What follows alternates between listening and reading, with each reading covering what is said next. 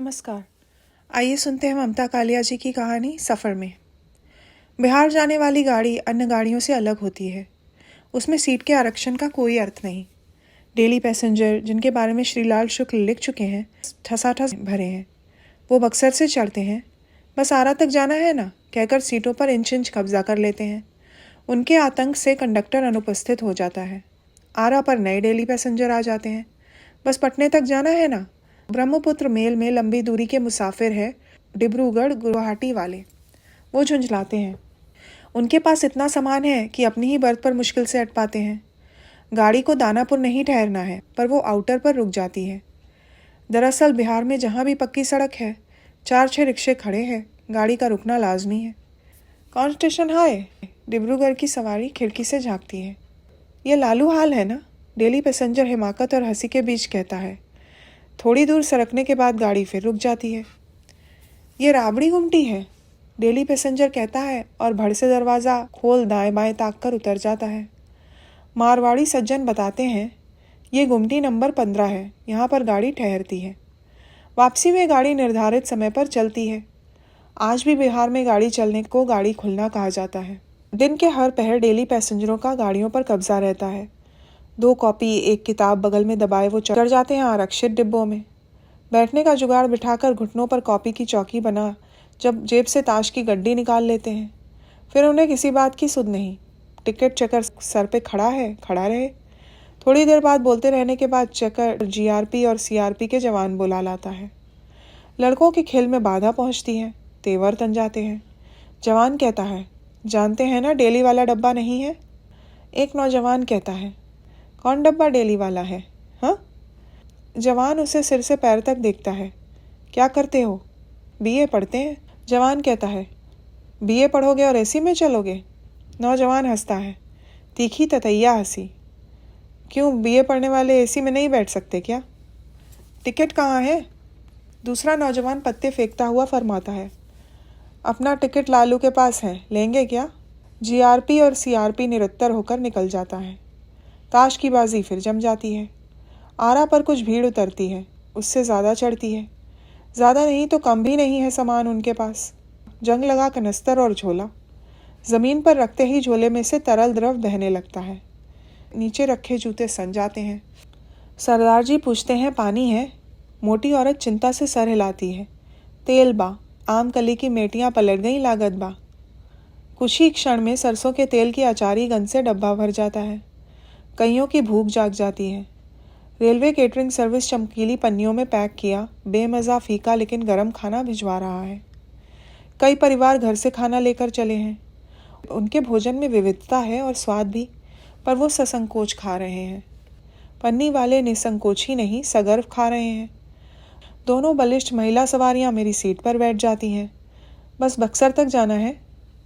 मैं पाँव समेटती हूँ तो मुंह से बेसाख्ता हाय निकल आती है। आप ऐसिन बैठो ना, दर्द होत बा। उनकी देह का गुलगुला बोझ मेरे पाँव और कमर पर सुखद लग रहा है। दोनों के बालों में हरा गुलाल दिख रहा है।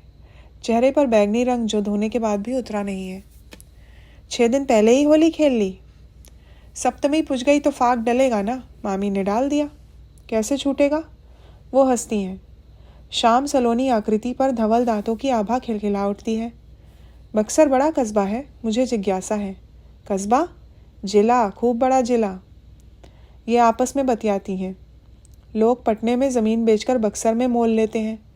वाकई खेतों के बीच बीच नए नए मकान उठ रहे हैं। बाईं तरफ एक छोटे से बांध पर हरहराता हुआ पानी गिर रहा है। वो देखो, डेयरी ऑन सोन से आयल नहर बक्सर की गंगा जी में मिलल बा। बक्सर में गंगा है? गंगा जी। बक्सर में भगवान जी के पैर पड़े, यहीं भगवान जी बाटी चोखा बनाकर खाए लेल। प्रयाग जी ऐसन ही तीरथ बा बक्सर। गाड़ी ठहरने पर उनमें से एक उतर जाती है। दूसरी अब बताती है, हमें मुगल सराय जाना है। अकेली हैं? उसके मुख पर गुलाबी रंग छलकता है। नहीं, साथ में है ना। पति हैं? वो हामी भरकर इशारे में बताती है, वहाँ। मेरी आंख लग जाती है। नींद में महसूस होता है कि मेरी दुखती टांगों पर बहुत नरम सा वजन पड़ा है। आँख खुलने पर देखती हूँ, अंधेरा घिराया है। गाड़ी वहीं खड़ी है बक्सर पर। सामने बने क्वार्टरों के बच्चे रेल की पटरियों पर खेल रहे हैं। फाक प्रिया मुझसे सटकर लेटी है। वो ऊँघ रही है। हम दोनों बाटा के जूतों की तरह पड़े हुए हैं। उसकी एक टांग मेरी टांगों के ऊपर है। उसका पति आकर अपनी परेशानी जता गया है। 7 बज गए। 4 बजे ड्यूटी जाना था। मुगल सराय में स्टेशन मास्टर है वो। एक लड़का चाय की मैली केतली और प्लास्टिक के लघुतम ग्लास लिए डब्बे में चक्कर लगा जाता है।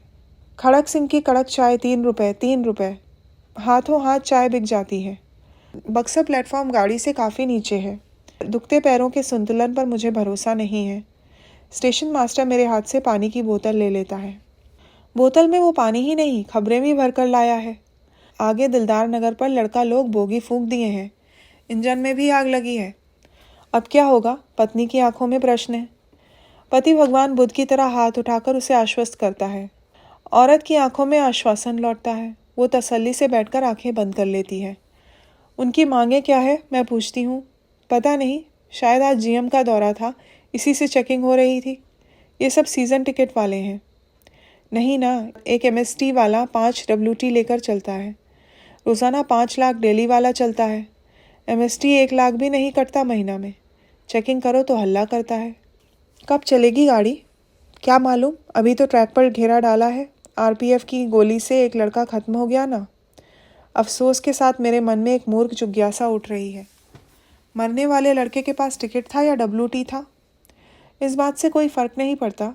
अब वो दूसरी दुनिया की टिकट पर यात्रा कर रहा है। महिला की देह नींद से शिथिल मेरे ऊपर। बची कुची जगह में मैं किसी तरह ठस कर लेट जाती हूँ। नींद से पहले का सुकून तारी होता है। देह का देह से संवाद स्थापित है। स्पर्शों की स्नेहिल भाषा कितनी मौन व गहन होती है। इसमें ऊष्मा है, उत्ताप नहीं। आश्रय है, आमंत्रण नहीं। मैं कल्पना करती हूँ कि इस स्त्री के बच्चों को अपनी माँ की गुदगुदी गोद में कितना सुख मिलता होगा। उधर आधुनिक समय में दुबली दिखने की चाह में स्त्रियों की देह कुछ ऐसे सूख गई है कि काष्ठ शिल्प बनती जा रही है। उनकी देह में गोद जैसा कोई गुदगुदा स्थल नहीं रहा। इन तनवांगियों के शिशु माँ की गोद में आते ही तड़प उठते होंगे और रात रात रोते होंगे। या गोद आया की होती होगी। आखिरी बार ऐसा स्पर्श कब मिला था? आज माँ को दिवंगत हुए 9 वर्ष हो गए। 9 साल वयस्क उत्तरदायित्व निभाते हुए मन तरसता रहा बचपन के दुलार को। अजनबी बस नाम गाम रह गया है।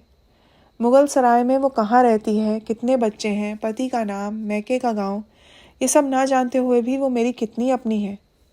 मुझे लग रहा है कि माँ के गर्भ में पड़ी हुई हूँ। जितनी बार उसकी आँख खुलती है वो मुझे थपकना शुरू कर देती है। सुतली की नहीन। मुझे आँख खोले देखा तो वो बोली। पैरों में दर्द के मारे नींद नहीं आती। चोट लागल बा? नहीं, बस दर्द होता रहता है। इलाज नहीं न करायल? बहुत कराया, कोई फ़ायदा नहीं हुआ। मालिश करावा। लाल तेल की सीसी घाम में धरकर घंटा भरे खूब मीजे। मुगल सराय रहती तो हम घोर ठीक कर देते। आपको इतने घरेलू नुस्खे पता हैं। आपके बच्चे तो बड़े स्वस्थ होंगे। विषाद की नीली छाया उसके चेहरे पर से घूमकर छोड़ी के रास्ते चली जाती है। बच्चा नहीं खे। इस बीच पति फिर नीचे का चक्कर मारकर आ गया है। पत्नी की मुद्रा से ही समझ लेता है कि हमारी बात का विषय क्या है। वो कहता है, शादी के अगले बरस हुई थी बिटिया, गल तोड़ में चली गई। आज होती तो आपसे थोड़ी छोटी ही होती। जहाँ इसे कोई लड़की देखती है बस उसी को हुड़कने लगती है। वो दोनों कई साल पीछे के धुंधलके में खो जाते हैं। उनके चेहरे पर स्मृति के अवसाद हैं। मैं कह सकती हूँ कि देखो, मैं उतनी छोटी नहीं जितनी आप समझ रहे हैं। मेरे भी कुछ सपने टूटे हैं, पर मैं उन्हें झकझोरना नहीं चाहती। मुगल सराय आने से पहले लंबा चौड़ा मार्ग दिखाई दे रहा है। स्टेशन मास्टर अपना सामान कोच से बाहर कर रहा है। उसकी पत्नी खड़े होने से पहले अपनी चूड़ियों में लटकता सेफ्टी पिन खोलती है और मेरी कमीज़ के खुले गले में सलीके से लगा देती है। वो लाड़ से मुस्कुराती है। दर्जी गला ज़्यादा कतर देहिस, ध्यान रखा। लाल तेल खरीद लेना। अच्छा। मैं अकंठ भर गई हूँ और मन हो रहा है कि उसका आंचल पकड़कर ठुनकूं। हम भी साथ चलेंगे माँ।